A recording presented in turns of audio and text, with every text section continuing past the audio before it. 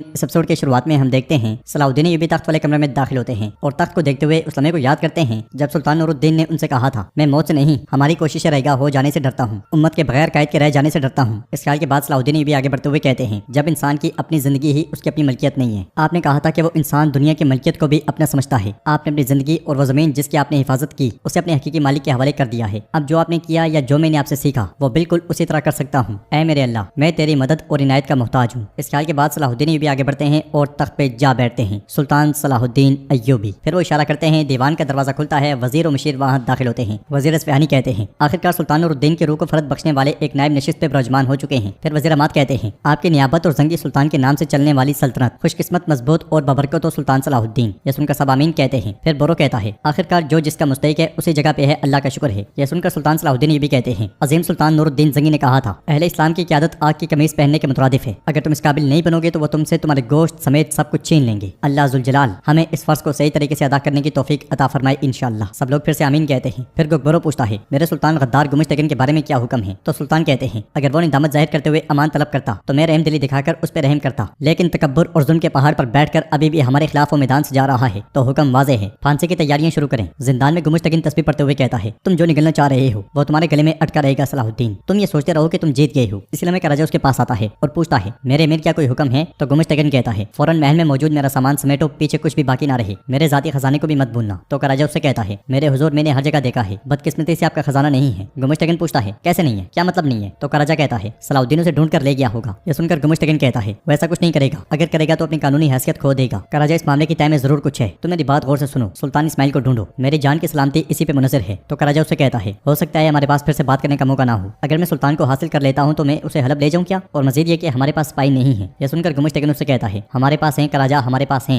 अब मंसूबा मुख्तलिफ है, मेरी बात गौर से सुनो और उस पर अमल करो। दीवान में सुल्तान कहते हैं, शाम हमारा घर, हमारा चूल्हा, यहाँ तक कि हमारा खेमा है। कायरा, मौसल, हलब और कई इस्लामी सरजमीनें इसकी आग से गर्म हैं। अब से हमारी हुक्मरानी की जगह यही है। अपनी सल्तनत के उमूर को अजीम रियासत के दारुल खिलाफा शहर शाम शरीफ से सरंजाम देंगे। मिस्र भी हमारा है। फिर बोरो से कहते हैं, बोरो, हमारे खानदान को महफूज तरीके से यहाँ मुंतकिल करना तुम्हारा फर्ज है, जल्दी से रवाना हो जाओ। ये सुनते साथ ही बोरो रवाना हो जाता है। अमीर का इमाद सुल्तान से पूछता है, मेरे सुल्तान मेरी हैसियत का क्या होगा? जवाब में सुल्तान कहते हैं, मैं हमारे मंसूबे के लिए तुम्हारी मदद करने को तुम्हारे जुर्म का कफारा समझ रहा हूँ, लेकिन तुम अब मजीद यहाँ नहीं रह सकते। मौसल, अपने फ्रीजे पे जाओ और फिर कभी हरगिज हमारे खिलाफ हरकत ना करना, मेरी नजरें तुम पे हैं। तो कायमास कहता है, मेरे सुल्तान आपकी बदौलत सब कुछ वाजे हो गया है, मेरी वफादारी पे आप शक ना करें। ये कहते साथ ही कायमास पे रवाना हो जाता है। कुछ देर के बाद एसिस बालेन के साथ वहाँ दाखिल होते हैं। कुछ में लाडगाई बाल्डोन से कहता है, सलाहुद्दीन की क़यादत में शाम की फौज में मोर्चों की तब्दीली ने हमारे सारे मंसूबे को मुकम्मल तौर पर बर्बाद कर दिया है। मारिया उसे कहती है, और लाडगाई तुम अब इसे एक बहाने के तौर पर इस्तेमाल करके कुछ वापस लौट आई, क्या ऐसा है? यह सुनकर लाडगाई कहता है, मुझे यकीन नहीं है कि मलका मारिया मैदानी जंग की हकीकत को जानती है या नहीं, लेकिन बादशाह सलामत। मारिया उसकी बात काटते हुए कहती है, हम नताइज को मद्देनजर रखते हैं। तुमने जो फौज कायरा पर कब्जा करने के लिए भेजी थी खाली हाथ कुछ वापस लौट आई है और यही नतीजा है। यह सुनकर लाडगाई कहता है, इज्जत माप, जैसा कि मैंने कहा इसकी वजह शाम की फौज में अचानक तब्दीली है। मारिया फिर से बोलते हुए कहती है, हम माजरत नहीं सुनना चाहते लाडगाई, तुम अपनी नाकामी की जिम्मेदारी कबूल करने पे मजबूर हो। तो लाडगाई कहता है, बादशाह सलामत आप मेरी बात सुने, मगर बाल्डोन हाथ के इशारे से उसे खामोश करवा देता है और कहता है, लाडगाई मुझे तुमने बहुत मायूस किया, अब निकलो। यह सुनकर लाडगाई को बहुत गुस्सा आता है और वो पलट जाता है। मारिया खुश होते हुए कहती है, लाडगाई अपने ओहदे की जिम्मेदारी लेने से कासिर है, वो सिर्फ बहाने बना रहा है और ये कबूल नहीं किया जा सकता, यकीनन अब उसे सजा मिलनी चाहिए। तो बाल्डोन कहता है, आप लाडगाई को फांसी से बचाने के लिए बड़ी कोशिशें कर रही थी, अब उसके बारे में इतने बुरे ख्यालात? तो मारिया कहती है, इज्जत माप, वक्त गुजरने के साथ साथ आप देखते हैं और सीखते हैं, जिस तक पे आप बैठे हैं मुसलसल बदलते हुए हकाइक के मुताबिक हरकत में आने पे मजबूर करता है। और मजीद ये कि लाडगाई की ये नाकामी आपको एक मौका फराहम करती है। एक शिकस्त खोरदा कमांडर कुछ की शहजादी का मुस्तहिक नहीं हो सकता। ये सुनते साथ ही बाल्डोन सोच में पड़ जाता है। शाम में सुल्तान के दीवान में एसिस कहते हैं, मेरे सुल्तान, कायरा लौटते हुए हम सुलभी फौज के पीछे लग गए। जब कौन बालिन चातियों को पकड़कर कुछ ले जाने वाला था, हम रास्ते में टकरा गए, अब हुक्म आपका है। यह सुनकर सुल्तान बालिन से कहते हैं, तुम्हारे और चातियों के दरमियान क्या दुश्मनी है बालिन, तुम उसे क्यों कैद करना चाहते हो? तो बालिन कहता है, जैसा कि आप जानते हैं कि मुझ पर हकीम लतीफ के कत्ल के सिलसिले में बहतान लगाया गया था, कुछ में बरी होने के लिए चातियों से उस मंसूबे का एतराफ करवाने की जरूरत है जो उसने मलका मारिया और लाडगाई के साथ तरतीब दिया था। मैं उस पर मुकदमा चला के उसे सजा दिलवाना चाहता हूँ। सबसे बढ़कर यह कत्ल मोहतरम बादशाह के ऊपर किया जाने वाला हमला था। यह सुनकर एसिस बोलते हुए कहते हैं, मेरे सुल्तान, हमारे भाई का खून उस कातिल के हाथों पे है, हम उसे कैसे हवाले कर सकते हैं? सुल्तान कहते हैं, मैं कौन बालिन के साथ अलहदगी में बात करना चाहता हूँ। यह सुनते साथ ही खलील और बालिन के अलावा सब लोग चले जाते हैं। नाज़रीन, इसके बाद हम देखते हैं कि कुछ में सबिला लाडगाई से कहती है, बालिन ठीक है ना, तुमने उसके साथ कुछ बुरा तो नहीं किया? यह सुनकर लाडगाई कहता है, शहजादी तुम्हारा आशिक इस बार के लिए खुशकिस्मत था, लेकिन अगर वो दोबारा मेरे सामने आने की गफलत का शिकार होता है तो तब की बार खुशकिस्मत नहीं होगा। अब हमें हमारी शादी के मामले को जल्दी से इख्तिताम तक पहुंचाना चाहिए। हमारी शादी में ताखिर का बायस बनने वाला हर लम्हा इज्जत माप की जान को खतरे की तरफ धकेल रहा है। इसलिए में उसका कमांडर आता है और उससे कहता है, मोहतरम बादशाह शहजादी सबिला समेत आपको अपने दरबार में देखना चाहते हैं। उधर शाम में बालिन सुल्तान से कहता है, मैं हकीम लतीफ की मौत पे बहुत अफसरदा हूँ, जो कीमत भी होती मुझे उसकी हिफाजत करनी चाहिए थी। तो सुल्तान कहते हैं, तुम इस इस वाक़े में मुलव्वस नहीं हो, ये मैं शुरू से ही जानता हूँ, लेकिन फिर भी तुम्हें उन शैतानों के लिए मैदान खाली नहीं छोड़ना चाहिए था। तो बालन कहता है, असल में मैंने कोशिश की, मैं शहजादी सबीला से शादी करने जा रहा था। बाल्डोन तख्त के हक से दस्तबरदार होने ही वाला था। यह सुनकर सुल्तान एकदम से पूछते हैं, क्या तुम कुछ के बादशाह बनने जा रहे थे, क्या ऐसा है? तो बालन कहता है, उन्होंने इल्जाम विलियम और मुझ पर डाला, अब अगर मैं चार्लियन को लेकर जाता हूँ। सुल्तान उसकी बात करते हुए कहते हैं, ये बात तुम भूल जाओ बालन, मैं हमारे शहीदों का खून बहाने वाले कातिल को हरगिज़ तुम्हारे हवाले नहीं करूंगा, खुद को बरी करवाने के लिए कोई और रास्ता ढूंढो। तो बालन कहता है, देखो ये सिर्फ मेरे नहीं बल्कि कुछ की बादशाहत। सुल्तान फिर से उसकी बात करते हुए कहते हैं, बुरे काम अंजाम देने से ही तबाही होती है, तुम्हारी बादशाहत को मुझसे फरार हासिल नहीं है, कुछ को जल्द या बदेर में फतह कर लूंगा। बालन कहता है, ये किस्मत है, मैं नहीं जानता कि ऐसा होने वाला है, लेकिन जब तक मैं जिंदा हूँ कुछ से हरगिज़ दस्तबरदार नहीं हूंगा। ये कहते साथ ही बालन चला जाता है और सुल्तान खलील से कहते हैं, खलील सुल्तान इस्माइल को ले आओ ताकि जरा हम अपनी हसरत पूरी कर सकें। ये सुनते साथ ही खलील भी चला जाता है। उधर हम देखते हैं कि सुल्तान के साथी चात्योन को लेकर जिंदान में जाते हैं, जिसे देखकर गुमुश्तगिन कहता है, कह रहे कि कौन, तुम भी पकड़े गए हो क्या? तो चात्योन कहता है, खुद को मालिक समझने वाले एक प्यादे की वजह से। एचएस कहते हैं, सुल्तान सलाहुद्दीन ने अपने हमले से तुम दोनों को बिछाड़ दिया है, अब तसल्ली से यहाँ बैठकर अपनी मौत का इंतजार करो। ये कहते साथ ही एचएस चात्योन को थप्पड़ दे मारते हैं और फिर जिंदान बंद करके चले जाते हैं। उधर हम देखते हैं कि करतगिन सुल्तान से कहता है, मेरे सुल्तान देखें, हम जब चात्योन को यहाँ रखे हुए हैं तो हमने बालन को क्यों जाने दिया? मुझे उस पर बिल्कुल भी भरोसा नहीं है। हमने लड़ाई की और अपनी जान को खतरे में डालकर उसे तख्त पे बिठाने में मदद की, लेकिन वो रमला में हमारे खिलाफ तलवार चलाने से बाज नहीं आया। यह सुनकर सुल्तान कहते हैं, मैं जानता हूँ कि वो किस तरफ है, मुझे उसकी दोस्ती की उम्मीद नहीं, लेकिन दूसरी तरफ की चीजें पेचीदा हैं, हमें कुछ में माकूल लोगों की जरूरत है। इसलिए मैं वहाँ पे खलील आता है और कहता है, मेरे सुल्तान शहजादे इस्माइल महल में नहीं है और हिजर खातून भी नजर नहीं आ रही। सुल्तान गुस्से से पूछते हैं, क्या मतलब है महल में नहीं है, क्या मतलब है? सुल्तान को दिन की रोशनी में आखिर कौन लेकर जा सकता है? तो खलील कहता है, मेरे सुल्तान मुझे नहीं मालूम। सुल्तान कहते हैं, हर जगह तलाश करो। करातगिन एकदम से कहता है, रुक जाएं, फिक्र ना करें, मैं अपने भांजे को लेकर गया था। सुल्तान गुस्से से कहते हैं, तुम उसे ले गए थे, क्या मतलब है? तो करातगिन कहता है, आपकी मौत की खबर सुनकर मुझे समझ नहीं आ रहा था कि मैं क्या करूं, तो इसलिए मैं अपने भांजे को गुमुश्तगिन के रेमो करम पर नहीं छोड़ना चाहता था। यह सुनकर सुल्तान गुस्से में उसे देखने लगे। जंगल में अलबेज सिपाहियों के साथ शहजादी इस्माइल को लेकर जा रहा होता है और कुछ देर के बाद एकदम से रुकते हुए कहता है, कुछ आवाजें आ रही हैं, जगह संभाल लो। ये कहते सुनते साथ ही वो सब घोड़ों से उतर जाते हैं। उनका शक सही साबित होता है। कराजा सुलेबी सिपाहियों के साथ सामने आता है। उसे देखते हुए अलबेज कहता है, कराजा ये तुम हो? हाँ, क्या तुम यहाँ मजीद धोखा देने के लिए आए हो? तो कराजा उससे कहता है, सुल्तान इस्माइल को हवाले कर दो वरना यहाँ बहुत ज्यादा खून बहेगा। तो अलबेज उससे कहता है, गद्दार तुम्हारे पास खून बहाने के लिए कोई वजह नहीं है। ये कहते साथ ही अलबेज और उसके साथी हमला कर देते हैं। एक जबरदस्त लड़ाई शुरू हो जाती है। इधर दीवान में सुल्तान गुस्से से कहते हैं, करातेगन तुम मेरी इजाजत के बगैर ऐसा कैसे कर सकते हो? तो करातेगन कहता है, मुझे क्या करना चाहिए था? मुझे खदशा था कि गुमुश्तगिन उसे नुकसान पहुंचा सकता है। मैं अपने भांजे की हिफाजत करना चाहता था, मैं उसका मामू हूँ। सुल्तान गुस्से से कहते हैं, तुम्हें लगता है कि मैं उसके लिए अजनबी हूँ? उसकी जिंदगी हम सब के लिए कीमती है। करातेगन कहता है, अच्छा तब आपको मुझे अपने खेल के बारे में बताना चाहिए था। सुल्तान कहते हैं, हर चीज के पीछे मसलहत होती है, अगर तुम पकड़े जाते तो क्या होता? करातेगन कहता है, आला आला, आप नहीं जानते मैं यहाँ किन हालात से गुजरा। यारोकी को शहीद कर दिया गया, दरवेश को शहीद कर दिया गया, वो रोज बुरे कामों की मनसूबाबंदी करता था और फिर मैंने आपकी मौत की खबर सुनी। मुझे क्या करना चाहिए था सलाहुद्दीन? सुल्तान सलाहुद्दीन कहते हैं,